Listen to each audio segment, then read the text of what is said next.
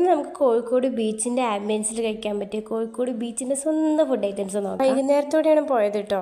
നല്ല മഴക്കാറും നല്ല തണുത്ത കാറ്റൊക്കെ ഉണ്ടായിരുന്നു.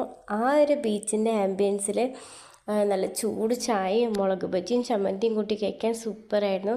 നിങ്ങൾ എപ്പോഴെങ്കിലും പോവുകയാണെങ്കിൽ മസ്റ്റ് ട്രൈ ആണ് കേട്ടോ. കോഴിക്കോടിൻ്റെ സ്വന്തം കല്ലുമ്മക്കായ ഞാൻ ട്രൈ ചെയ്തിട്ടോ. എനിക്ക് അത്ര ഇഷ്ടമായില്ല, അതിൻ്റെ മസാല എനിക്കത്ര പറ്റിയില്ല. പിന്നെ നേരെ ബീച്ചിലേക്ക് പോയി. മഴ ആയതുകൊണ്ട് വല്ലാതെ ഇറങ്ങി കളിക്കാനൊന്നും പറ്റിയില്ല. ബീച്ച് സൈഡാണെങ്കിൽ ഐശ്വര്യ മസ്റ്റാണെന്ന് പറയുന്നത് കേട്ടു. ഞാൻ ആദ്യമായിട്ടാണ് ട്രൈ ചെയ്യണത്. അതിലേക്ക് നന്നാരിയും പൊട്ടുകടലയും ഡ്രൈ ഫ്രൂട്ട്സും കസ്കസൊക്കെ ചേർത്ത് കണ്ടു. കുഴപ്പമില്ല, എനിക്കിഷ്ടപ്പെട്ടു. ഇത് നമ്മുടെ സ്വന്തം ഉപ്പിലിട്ട ഐറ്റംസ് ആണ് കേട്ടോ. ആർക്കാ ഇത് ഇഷ്ടമല്ലാത്തത് അല്ലേ? കോഴിക്കോട് ഇതിൻ്റെ ഒരുപാട് കടകളുണ്ട്. എല്ലാത്തിലും ഈ സൈഡിൽ ഇങ്ങനത്തെ ഒരു അച്ചാറ് പോലത്തെ ഐറ്റംസ് വെച്ചിട്ടുണ്ടായിരുന്നു കേട്ടോ. പിന്നെ ഒരു ചോക്കോലാവയാണ് കേട്ടോ.